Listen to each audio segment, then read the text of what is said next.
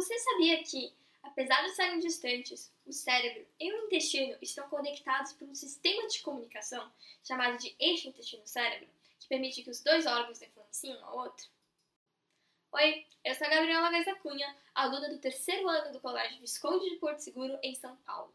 Hoje vou explicar o meu projeto, que busca novos tratamentos para doenças que, à primeira vista, parecem não ter nada em comum. O projeto Ignis começa com uma pergunta. Será que doenças neurodegenerativas e intestinais compartilham o mesmo ponto fraco que possamos explorar? A minha hipótese afirma que, por meio da bioinformática, é possível identificar genes chaves compartilhados, podendo reaproveitar medicamentos já existentes para tratar ao mesmo tempo problemas neurológicos e intestinais.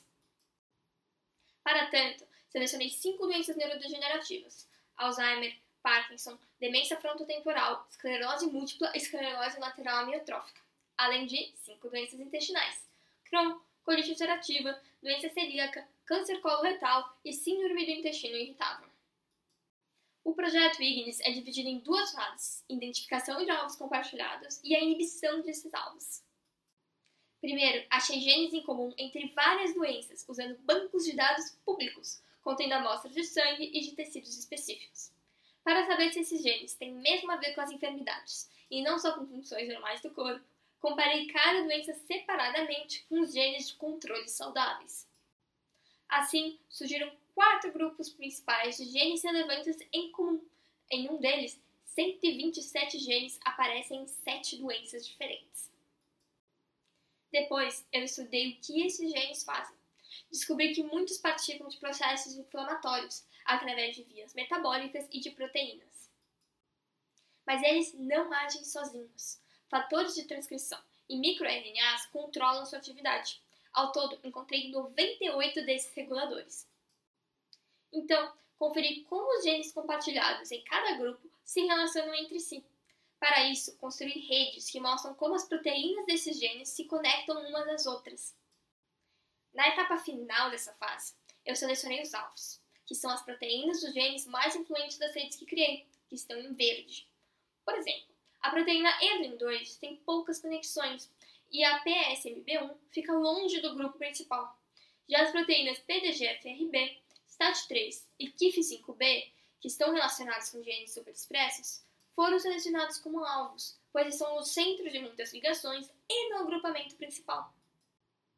A segunda fase começa com a seleção de 1.541 fármacos que estão no final de testes clínicos ou já foram aprovados pela FDA ou pela EMA, que são os equivalentes da Anvisa nos Estados Unidos e na Europa.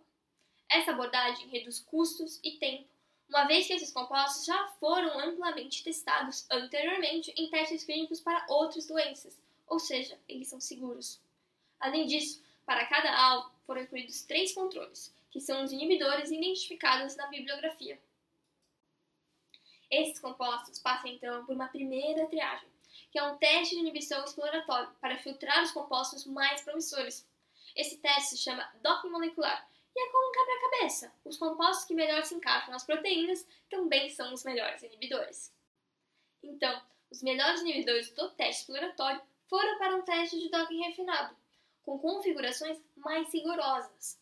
Esse foi o caso de 8 amostras do PDGFRB, 24 do STAT3 e 35 do KIF5B. Nesse teste, também é considerado a eficiência de cada composto de acordo com o seu tamanho. 2 compostos superaram os 3 controles do PDGFB. 6 amostras ficaram acima de todos os controles do KIF5B. E, para o STAT3, 4 amostras ultrapassaram 2 dos 3 controles em todos os critérios. Por fim, no caso do STAT3, também foram conduzidos testes de estabilidade, já que os seus controles não foram aprovados pela FDA. Para tanto, foi feita uma simulação de dinâmica virtual com o fármaco nilotinib e o controle C1889, onde o nilotinib foi mais estável.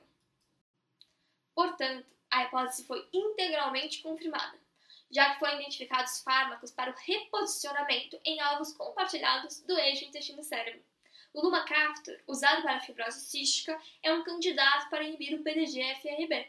Já o avabratinib, remédio para a mastocitose, e o nilotinib, um medicamento para a leucemia, são candidatos para o STAT3.